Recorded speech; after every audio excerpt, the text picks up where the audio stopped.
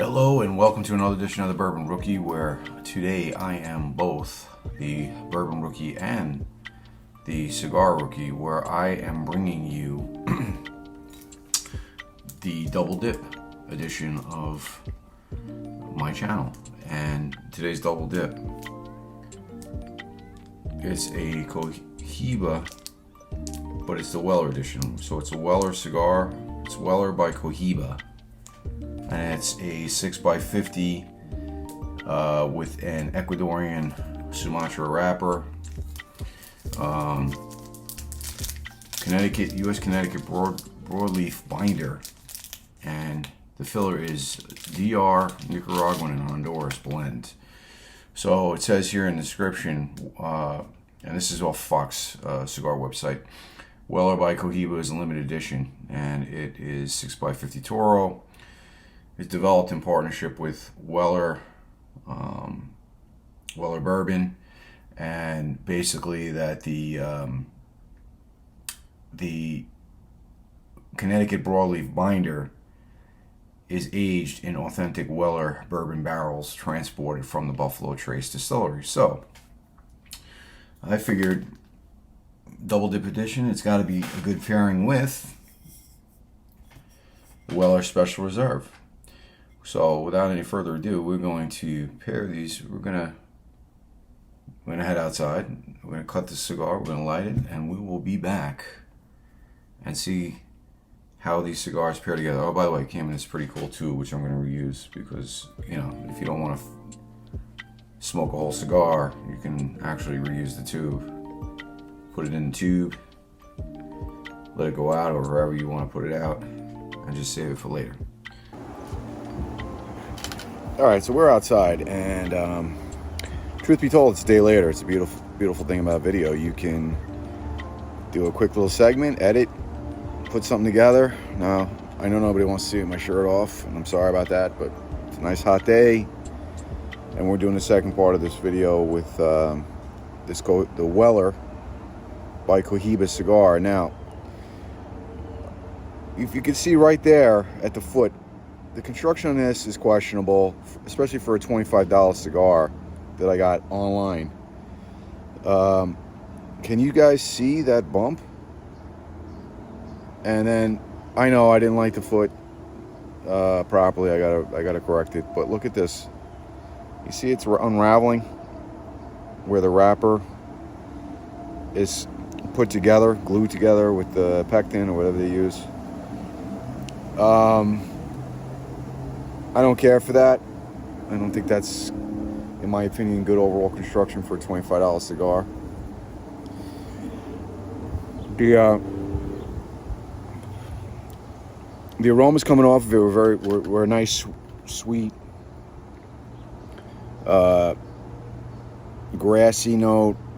It's a sweet grass, a little bit of spice, and I'm getting a nice flavor off the initial draw, which kind of matches the profile. There's a cedar, like a salty cederness to it, a light sweetness, a little bit of a black pepper. So it's almost, there you go, see? Already starting to unravel a little bit. I don't like that, but I'm not going to do anything with that because I'm afraid the rest of the cigar will unravel. But what I was going to say is, it's like when you get fast food French fries, whether it's McDonald's or Wendy's, and you're down on those fries because of the salt. They're just so good right out of the fryer. This is just reminiscent of that in a way. Like, it's like a very salty profile. So I mean, the aromas are good coming off the cigar. The retrohale aromas are nice. I don't know if that saltiness has to do with the being finished in the Buffalo Trace barrels. I don't know.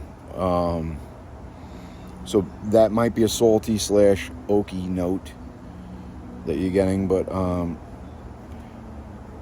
that's about it. I mean,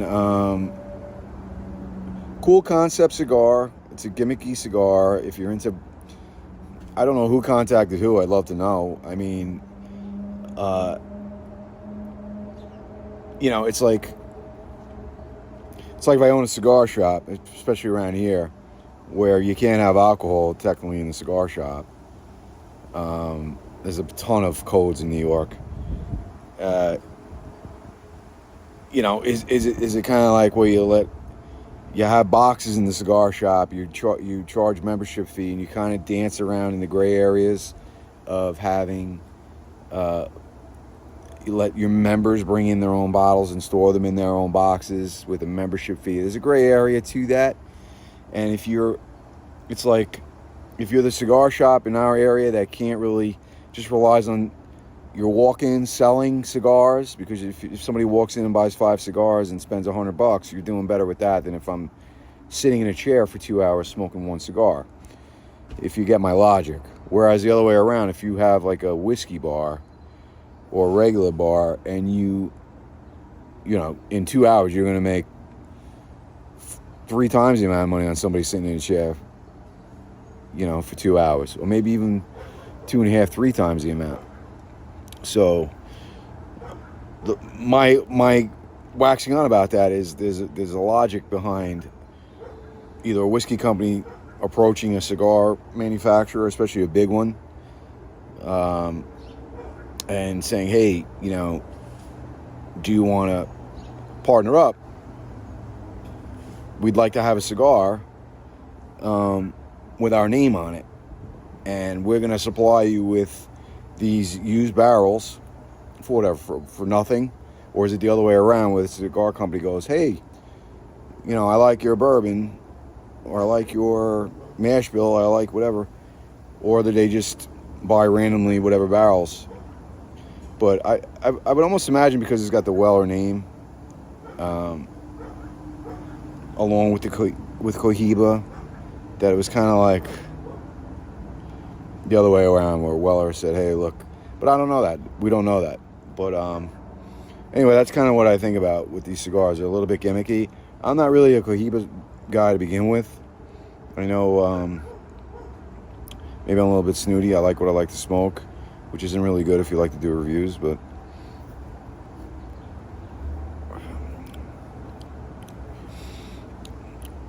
let me just pause the video and get into this a little and come back. I mean, it seems to have corrected itself somewhat with the burn, if you can see that. But generally just a kind of an ugly cigar. And let's see if we can get into the first third and get into some of the impressions.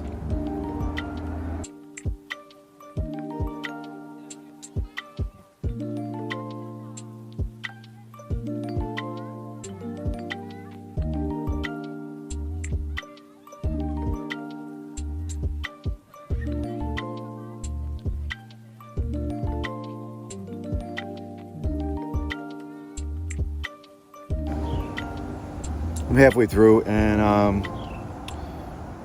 after about ½ inch of the foot, the flavors seem to just flatten out. It's very earthy, leathery. Some cedar notes. There's a nice the salt and the pepper that I was getting gone for the most part. It's a little salty, drying on the tongue on the finish, but it's not unpleasant. I know maybe I'm making it sound to be unpleasant, but it just leveled out. It's a nice, smooth, medium-bodied cigar.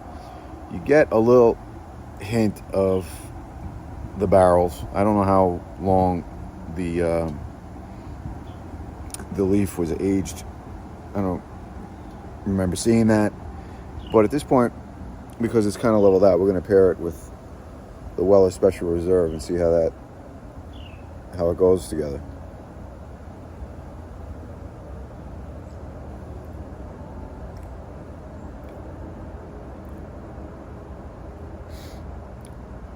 No, oddly enough,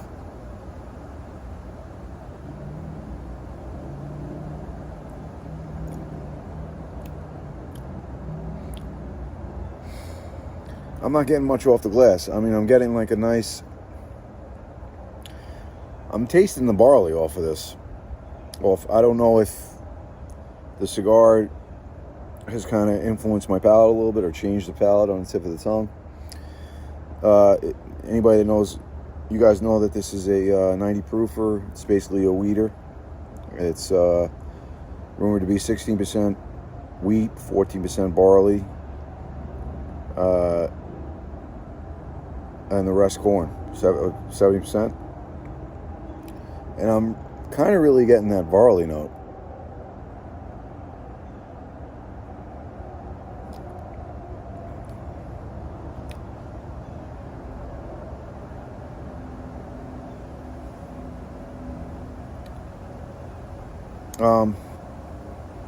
I'm outside, so I'm not getting a lot on the nose. It's just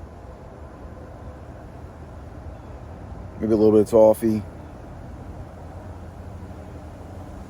caramel. Getting a nice hug in the chest from this. That's kind of the reason behind the video, because they don't really tell you if the cigar was kind of designed to be paired with the booze. So it's kind of like, it'd be a cool concept if they advertised it that way, but I don't really find a lot of cigars and whiskeys that work well together. You know what I mean? I mean, somehow your taste buds are going to be influenced one way to the other.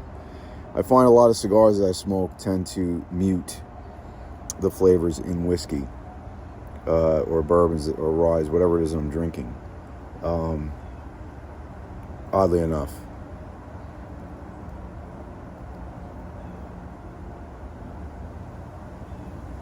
But the leathery, earthy notes that I'm getting out of this, I'm wondering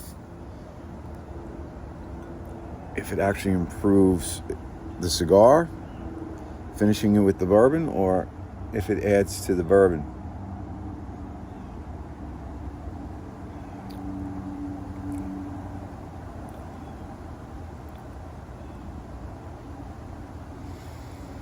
It's not bad. It's not bad together, if that makes any sense. If any of you like pairing cigars with whiskey, I know a lot of guys like to drink scotch, you know. Sometimes that peatiness from scotch kind of works better with cigars. I'm not into that peaty profile. And I don't like a lot of barley either. So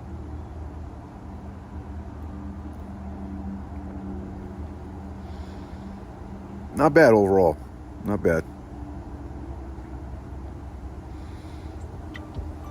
But anyway, I'm going to continue on with this a little bit, and I will come back with my final notes. And if you stuck with me this long, thank you.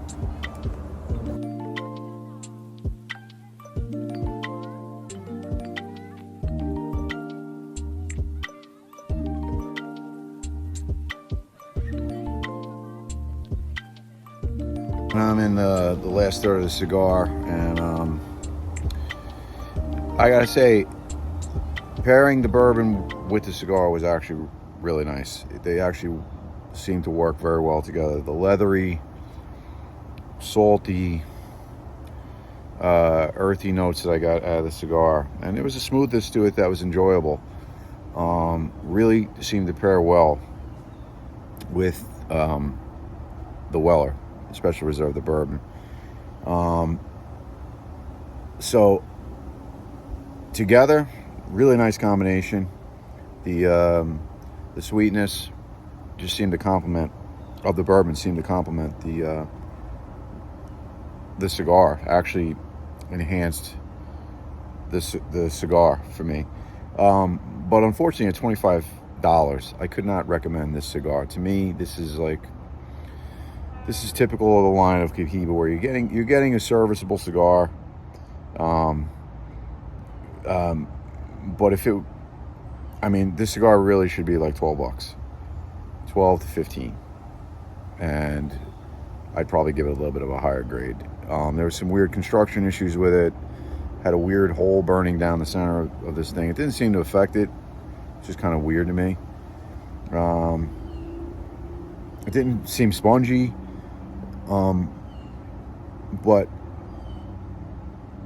also the in my market, I mean, in my area, that Weller is like $80 for the bottle. So, and I think in other areas of the country, it's as low as 12 to 18. So if you're getting a bottle of that for $18 and you want to try this cigar at 25, all right, I could see doing that. But my price point, nah. But they do pair very well together. So if it is something that you wanted to try, I would say definitely give it a shot. What I wouldn't mind trying is just to get like a low end Cohiba cigar, or even whatever, an Omar Ortez even, at a way lower price point, $5, $6, $7 a cigar, and you take the Weller or even Buffalo Trace, and you take a shot of you pour the bourbon into a shot glass, put it in a little humidor with whatever low level cigar that you want for a couple months until that whiskey dissolves into the leaf, and see what you get. You know, maybe that's a good way to go. That's something that when I first started smoking cigars, you know, because people like flavored cigars, I did that back in the day with rum and stuff like that. That'd be a curious thing to try, but I'm probably too lazy to do that. So I don't know if my very small audience would stick around for 2 months for me to do something like that. But it is something cool to try, and that would probably be a better way to go.